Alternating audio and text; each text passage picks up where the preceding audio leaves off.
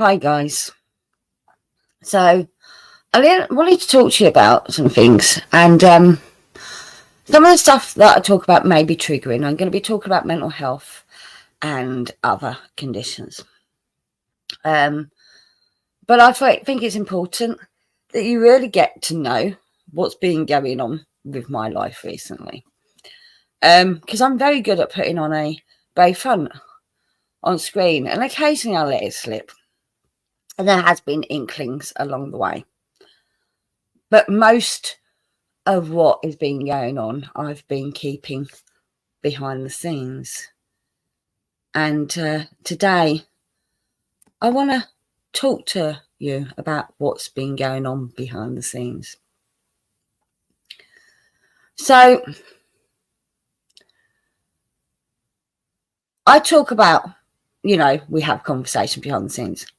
I don't deny that. And sometimes there's a little bitchiness going on because, we're human. But that bitchiness is normally because of something someone has done. And it's not, it's stuff that's affected myself or other people.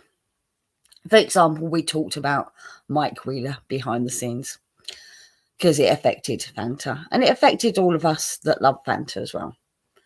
I've also spoken about Shep and Risey behind the scenes.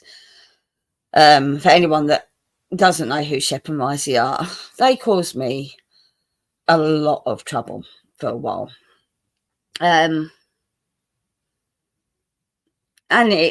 it still goes on. And I still see it every now and again. My name still gets mentioned, even if I haven't been around for months. And it doesn't bother me now. I just laugh at it now. But back at the beginning, it was bothering me.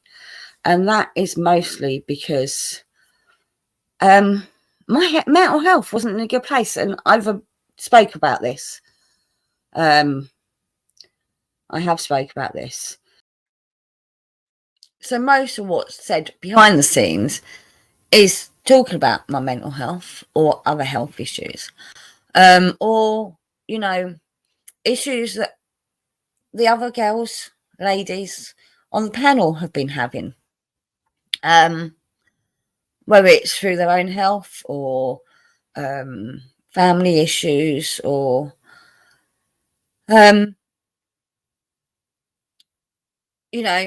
drama that's been going on. It's not bitching, it's counselling, it's friendship, it's companionship, and it's support. We are a support network, and yous lot watching are also a support network to me. And like I said before, if it wasn't for yous lot, I don't know where I would be. But like I said, when we talk about things, we talk behind the scenes, 99% of the time, it's not bitching about someone. It's about talking about real life issues. And I want to make that clear. And occasionally, it's because someone online has pissed us off. But the majority of the time, it's about things that are happening in our lives, in real lifetime, in our homes. And my mental health issues really started during COVID-19. I was what most people would call a lucky one. I didn't have to isolate. I worked in a job where I was allowed to go to work every day.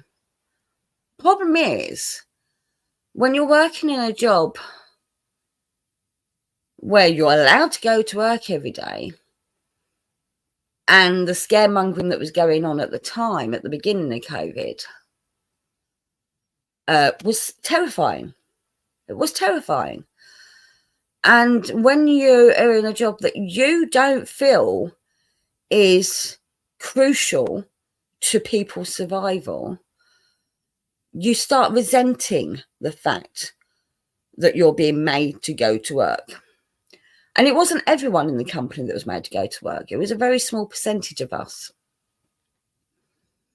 And most of the rest of them were on whatever it's called. They were getting paid to sit at home, and there was a very small percentage that was made to go to work. But this started to cause stress at work. I started to resent people, really resent people. My favourite word became twat, and you've heard me use the word twat. And I know most people ignored COVID, or maybe not at the beginning, but as it went on, they certainly ignored it. And it was, they didn't care. And that was my problem, because I was affected by the scaremongering. So when I saw whole families coming out to buy 1 tin of paint, I was angry. You're coming out for no fucking reason, putting me at risk. I haven't had COVID. Somehow I've managed to escape it. Don't know how. Both of my children have, but I never got it. And maybe I'm one of the lucky ones. But it didn't stop me getting more and more resentful of people and work. Initially, worked through it and you slugged away, and I think there was about 11 of us out of 70 staff that were working. So we was doing the job of 70 people, 11 of us, and running the store. So we're working extra hours. So the initial lockdown ended and they all came back, and then we went back into lockdown again and they're all sent away again. And I think they kept on a few more, so I think it went up to about 20 people at this point. But when they did come back, because they'd been off for so long, they'd occurred holiday. So in the 6 weeks that they were back, most of them were taking holiday, which was madness. So those that had worked literally a year without a holiday weren't able to get a holiday because those people were prioritised, and it made me angry about work. As COVID was ending, I was eventually, after years and years, I was promoted at work. From general casual worker to team leader. A team leader sounds like, oh, it's not much of a step. But team leader in our company isn't just team leader, it's acting manager quite a lot of the time. And at the store where I live, it was hard to manage a team that I'd worked at the same level as for years. But I was doing good. I was doing okay. There were some problems I had, a lot of back chat, because, they didn't respect me and that sort of stuff. But general managing of the store, I was doing okay. But then the company decided that we were overstaffed. And I think having 11 people run a store for only a year basically gave the company the green light to go ahead and, make cuts. So I was given a choice. I could risk not having a job, or I could transfer to another store. But I was told if I transfer to another store, those 3 or 4 other people go into the other store with me. I can't remember now. I think it was 3. And before they even discussed it with me, they discussed with these other people whether they'd be willing to give me a lift to work, and they'd all agreed to. So I was guaranteed that I would have a lift to work every day. I don't drive.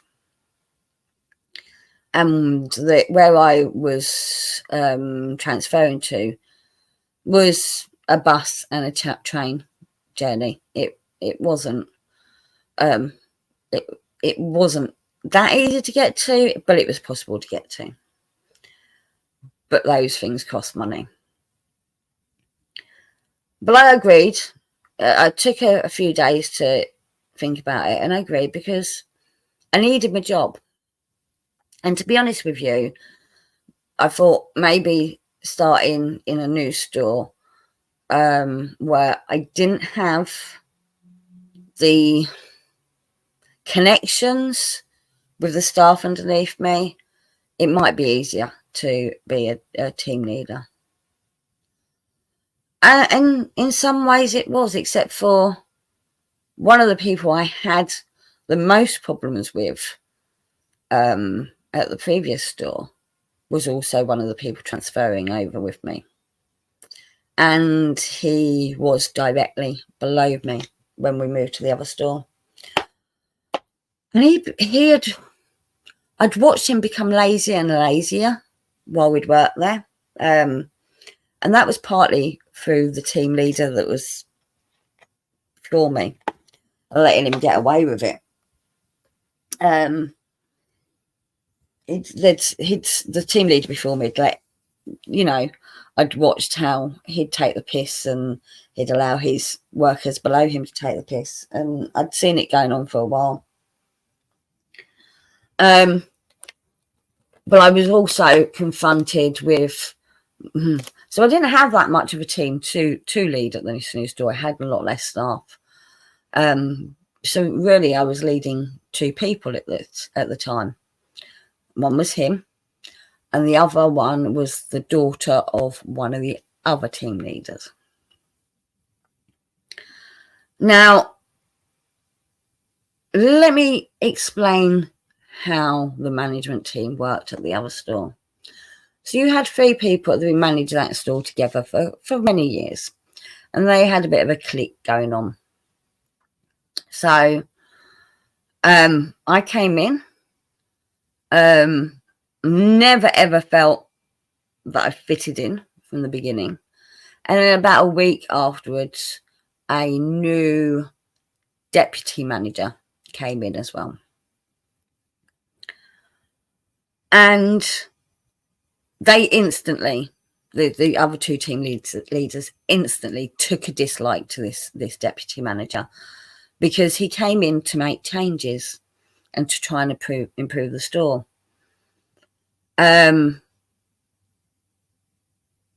So I had him in my ear all the time about those 2 people, and then I had them in my ear all the time about him. So I was piggy in the middle. I didn't want to take sides with any of them, to the point I ended up saying to the deputy manager, can you please stop coming at me and moaning about those 2, because it affected my mental health. This is way back at the beginning. And it stopped for a little while, and then it started up again. But the other thing that happened was my shifts got changed within the first few months, to the point where I was getting less and less opportunities to get a lift to work, which was costing me money. And there was lots of little things. And when I sort of spoke to him about this issue, I got the backlash, well, we never agreed to that. Well, that didn't even come from the manager. That came from the other team leader that clearly did not like me. One of them was okay with me. The other one clearly did not like me. I think it's because I'd taken her role.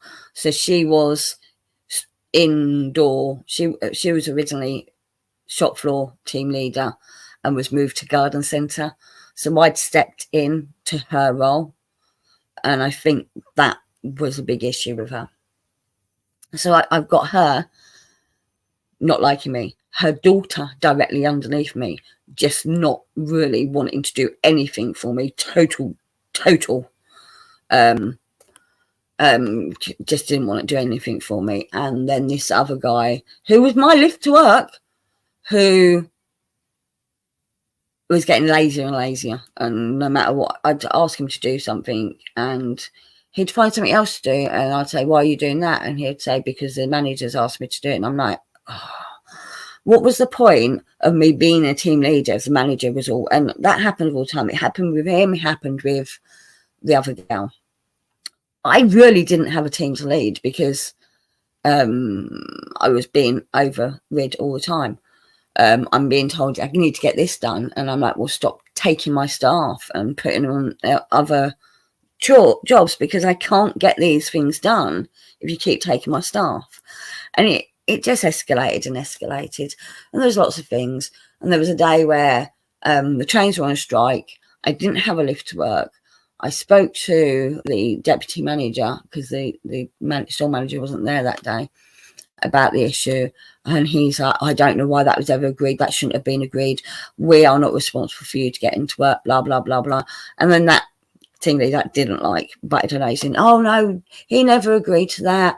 Milton, the other store should never have agreed to that. I don't know where you got this idea this was agreed to. And I'm like, this is all going on the shop floor where customers can hear. And I'm like, I ended up walking away, and I went into the locker room and I just cried out of anger, because I had no way of getting to work unless I paid for a taxi. And more so I ended up having to pay for taxis because trains weren't on time, or trains didn't turn up, or the transport to the train station didn't turn up, this sort of thing. And it was costing me more money, which was putting stress on me. I wasn't trained properly to do the job I was supposed to be doing.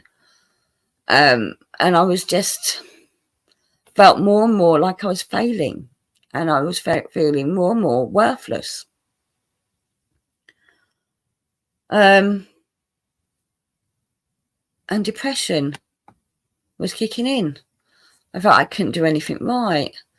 I felt worthless. I felt like no one liked me. I felt like I was weak and I was a burden, and what was the point? One thing I didn't feel, and I'm very glad, and I still don't feel to this day, I never felt suicidal, but I did feel everything else. And it all accumulated on my birthday, November the 8th, last year. It started in the morning, and it had been building up for a while, but it started in the morning. My son had left to go to work, and he hadn't said happy birthday to me, and that put me in a bad mood. I got to work by train. We always have these morning meetings at the beginning of the day, and we all stand around and chat about. And normally, if it's someone's birthday, they'd say happy birthday and whatever. But no one said it to me. And I knew full well that staff knew that it was my birthday that day, because I'd literally been talking to them the day before, and no one said it to me. And they were all sent off to work the delivery. That was our job for the day: work the delivery, clear the stock, because the warehouse was full. And that was most days. At this point, I had stepped down from team leader. I was now, my role was supposed to be setting up displays, changing stock around, that sort of thing. It had taken them 3 months of me saying, I want to step down. I need to talk about that, actually. I'd gone to him, I think it was in the August. No, it must have been before then. No, it was in the August. I'd gone into work one day and I said, I want to step down. And I was told, you know, if I step down, there might not be a position for me. And I'm like, okay. He goes, go away, think about it, and come back when you thought about it. And I said, I want to step down because of my mental health. I knew I was suffering with my mental health way back in August, okay? And it was getting worse and worse. To the point where I didn't want to go to work every day. It was making I was harder and harder to get up out of my bed and go to work. It was really affecting me. I didn't get stepped down until the October. And when I handed him my letter to say I want to get stepped down because of mental health, I got talked out of using mental health as a reason for stepping down. I got talked out of it because it would mean an investigation, which would make the process longer. That was the reason. It would mean an investigation would have to happen, which would mean it would take the process longer. And I'm like, okay. So I basically got told what to put in my reasoning for stepping down. Mental health wasn't it. I can't even remember what I typed. It's a while ago now, and it's on my emails at work because I did it by email, and I don't have access to them, so I can't tell you what I wrote. But I do remember it was basically not mental health. But then I got told, okay, we've come to a solution that we'll set someone up from within the store, and you will step into their role. I'm like, okay, great. Like I said, it took until October before I eventually handed over my keys and was no longer acting manager within the store. I mean, that's ridiculous, for starters.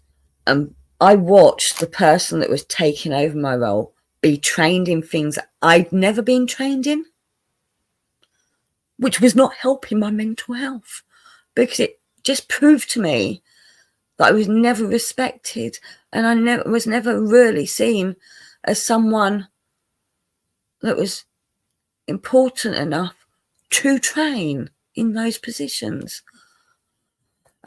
Which is why it was delayed, because I had to wait for him to be ready to step into the role that I had been doing for about a year without the proper training. And he had training that I'd never had. So, like I said, I was then stepped down in October. And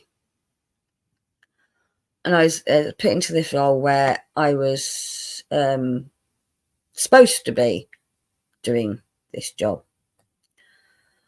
What I spent most of my time doing is scraping labels off of shelves, washing shelves, cleaning shelves, scraping things off of walls. Basically, I was given all the worst jobs. I wasn't actually doing the job. I mean, that was a small part of the job I was supposed to do, but I wasn't doing the job that I was supposed to do. And it was awful.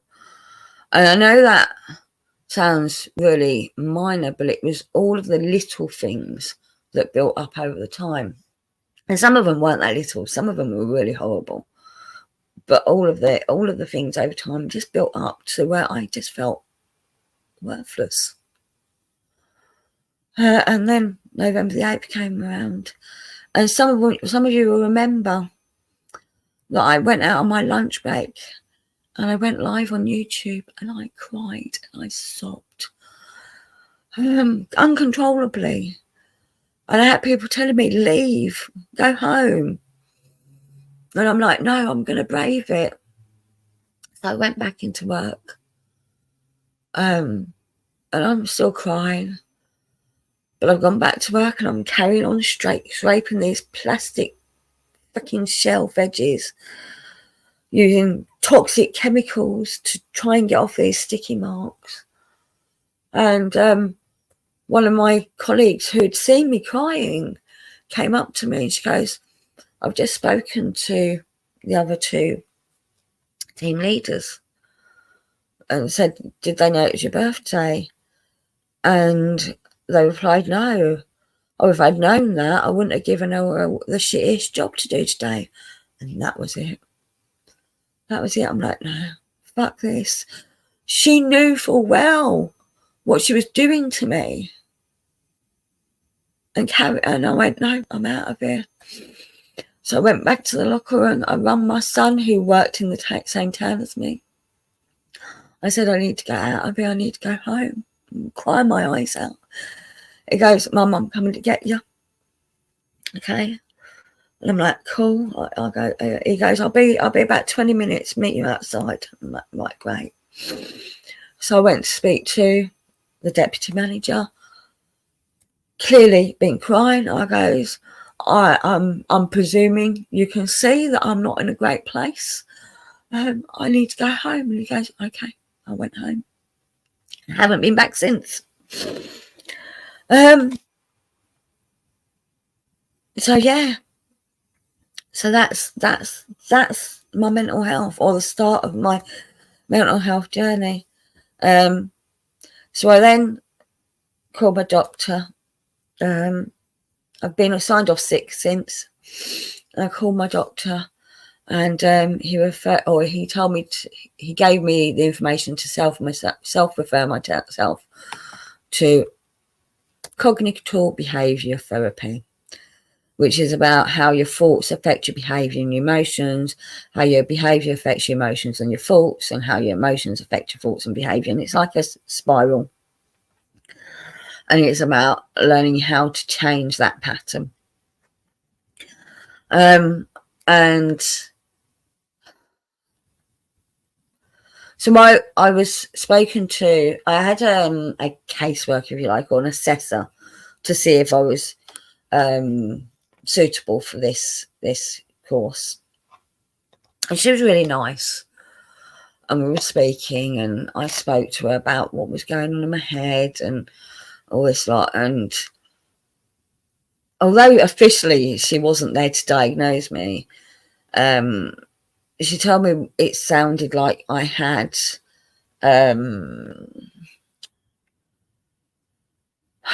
issues with abandonment.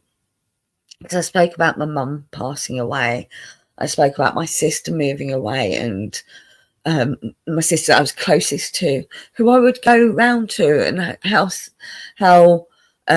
because of COVID, I'd lost contact with friends, and they'd got moved on with life, and they weren't really there for me, and all these sorts of stuff. And it made sense to me. And even the work situation of having to move stores and feeling abandoned by my previous store and pushed out. And, the colleagues that I'd been friends with for the last 5 years really not paying attention to me, or not even paying attention to me, but not reaching out and checking up on me and all these things. And it all made sense. And I still do think I have abandonment issues. So the first course of CBT was a group thing, and you never actually spoke to anyone. It was a presentation, and where I was at that time, it wasn't going to work.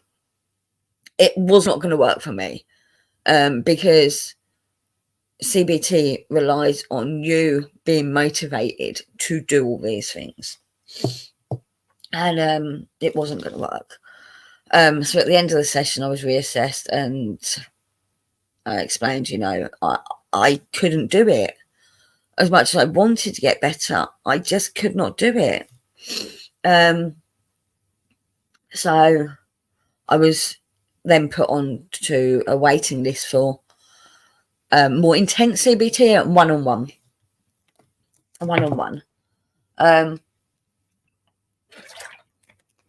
But the waiting list was months long. And eventually I did get to do it. And that ended a couple of weeks ago. And has it worked? Yes, to a degree. There are certain things that don't work for me. And am I cured? Absolutely not. Am I in a much better place than I was? Yes. I'm not crying every day, which I was. And those behind the scenes will tell you I was crying every day. It was bad. I still struggle to get motivated to do things on a daily basis. I still struggle to go out and be around people. And I absolutely dread the idea of going back out to work. I'm scared, literally terrified of the idea of going back out to work, because I don't want to relapse. I don't want to be back in that place I was in November. And I'm trying not to cry, but this is what happens when I think about going back to work. That's when I cry. Anyway, so the CBT was coming to an end, and so I knew I wasn't ready. So I decided to contact my doctor and speak to my doctor, and I decided to talk about menopause, and because menopause obviously affects your mental health, and I have been having symptoms of menopause for probably about 10 years. So if we look at the menopause symptoms, I've had several of these, a lot of these. Not all of them. There's quite a few I haven't had. Some of the ones you wouldn't expect, but a lot of I have had. And the worst being probably the night sweats and the hot flashes. But I've had the electric shocks. I've had dizziness. I've had digestive problems. I had irregular periods. Mood swings, yeah. I mean, everyone does, though. But depression and anxiety are there on that list. So I decided to speak to him about my mental health and the possibility, would HRT help? And something that I mentioned in our conversation is that I believe I'm fully menopausal, but that I'd gone nearly 2 years and then had a bleed, had a period. It was only a few days, but I had a period, and that was back in October. So just before. It was in September, October. So around about the time that I was stepped down, and around about the time I had a breakdown, because I see it as a breakdown. I really do think it was a mental breakdown. And that's when the doctor went, "Oh, okay. We think you might need to, have a few tests done, just to rule out issues, because it's not normal for you to go nearly 2 years without a period and then bleed." And I knew at the time it wasn't normal, but I also had too much else to deal with to even think about it. And I should have gone to the doctor, but when do you have time when you're working 40 hours a week? And on top of that, you've got 2 hours, 2.5 hours, sometimes 3 hours worth of travel a day, So, that's my issue. Was I am very good at, not dealing with health issues until you get to the point where, you're fucked. And I hadn't spoken to anyone about that up until this point. So, this was around about a month ago, maybe 6 weeks ago. Anyway, so he instantly referred me for an ultrasound on my womb and a hysteroscopy. I don't know how to pronounce it, which is for a camera to go into the womb. The ultrasound happened. I sat then waiting for an hour in the waiting room for the hysteroscopy. I don't know how to pronounce it, because they were running behind. And I got in there, and she discussed the ultrasound and said, from the ultrasound, we don't think we need to do the camera thing. And I'm like, awesome. And then we started discussing the fact that I hadn't had a smear for many years. Another thing that I just put off, initially, because it started off because I was having the one of the symptoms of menopause, or perimenopause as they call it, which was irregular periods. And I'd never know when I was due to come on and when I wasn't due to come on, and that sort of thing isn't at the time, you know. They've changed the rules now, but you weren't meant to be on your period when you had a smear test. So it was just, there was this, I always had an excuse. Oh, I don't have time. I don't know. And part of that was because years ago, about 20 years ago, I'd gone through a situation where I did have precancerous cells, and I had part of my cervix removed.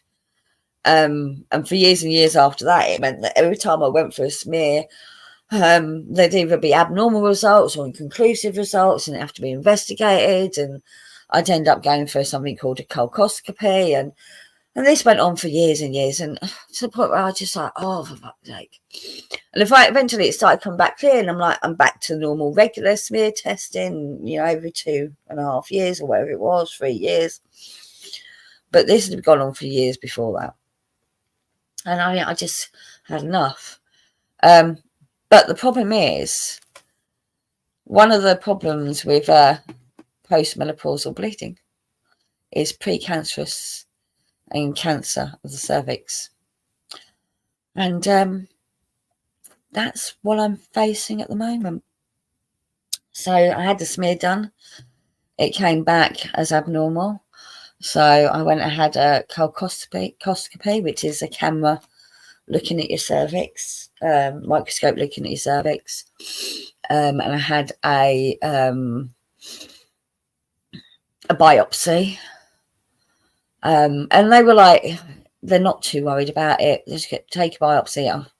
And that in itself was a ball ache. It took them 12 attempts to actually get a piece of my cervix in the biopsy, but they got them in the end. But that's come back not looking good, and now I have to go and have some of my cervix removed again. And that's what I'm facing at the moment. It is looking at as just precancerous, not cancer. I'm not too worried. But I just thought I need to talk about this. Now, last time I had precancerous cells, I'd gone 7 years without a smear. At the time, it was because I really, really felt discomfort. I hated my doctor. There was just something about him that just really gave me anxiety every time I went there. And that doctor ended up being struck off. So the anxiety was right. He was struck off for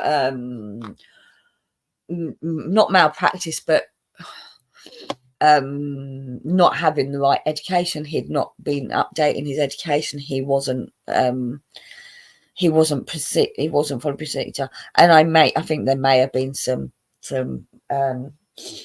malpractice, but he was struck off. He lost his license. So I was right to have that anxiety around him, but it wouldn't have been him doing the smear, but it was just going to that surgery. I had anxiety. So I'd put off, and that's when I had the precancerous cells before. And this time I put off. And again, I've got precancerous cells. So please, anyone, and I'm hoping it's precancerous. I don't know yet, because it looks like it is, but until I have that part of my cervix removed and fully tested, I don't know for definite, but I'm presuming it's precancerous. So next week I'm going to have that done. But my advice is to people, don't put off your smear, and don't let your mental health get to the point where you have a breakdown. Take care of yourself. And this is coming from someone that's experienced it, and I'm still struggling. And I'm at this point where now, you know, I've got to deal with something I shouldn't have had to deal with. I mean, it may have happened anyway, to be fair. But I mean, I think I've caught it in time that it's not cancer. It looks like I've caught it in time if it's not like cancer. But if I'd left it much longer, it may have been. So, but yeah, please, you know, if you're suffering your mental health, go and get help. Get it seen to. For me, counselling works better than medication. For other people, medication works better. And I am in a much better place. I'm not fully there. The anxiety is still there, and the fear of going to work is definitely still there. But I need to get over that. I need to start working there again because I can't afford to live on the money we get from the government. It's awful. It doesn't even cover the basic bills, put it that way. So, you know, when I say I'm skint, I'm seriously skint. I'm getting into debt. And I've been lucky that I've had a couple of people that have, you know, sent me a bit of money, which has stopped me from completely not being able to buy anything. But yeah, right. So I need to get back out to work, and I've got to get over that fear. And I know the only way I'm going to get over that fear is to do it. But how do you tell your new employee that I've been off work for several months, nearly a year, with mental health issues? Because that's not going to look good. And I know I cannot go back to my previous work role, because I know how they spoke about other people being off work, because I was part of the management team, so I know what they're saying about me. I'm not stupid, and I cannot face that. But yeah, please take care of your mental health. If you have any health concerns, whatever it may, no matter how minor it may seem, get it checked out. And please, women, go for your smears.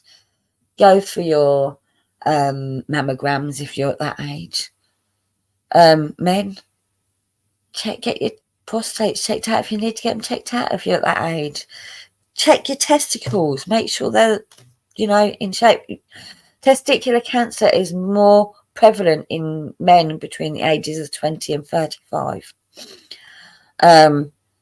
So, yeah, please, just make sure anything that you think may be, just even if it's a silly symptom. I mean, you know, I went through menopause early. And actually, if I'd gone to the doctors at the beginning, they may have slowed it down for me. I'm 47 and I am full menopause. That has been confirmed with the tests they've done. And that's not normal. So yeah, I just please get yourself checked out. No matter how small a symptom it might be, because you never know what it might lead to. Like I said, I think we've caught it on time. I think it is just precancerous. That's what I'm seeing from the letters that have been sent to me. I'm not worried. I've had part of my cervix removed before. It wasn't that big a deal. So I'm not worried. But I could have left it longer. And if I hadn't said to the doctor, or if I hadn't had that bleed, and I hadn't said to the doctor last month before, whenever it was, I probably still wouldn't have had the smear. And I probably still know what's going on inside me. And it could have been too late. Anyway, on a lighter note, I'm all good now. No, I'm not, but you know, I will be.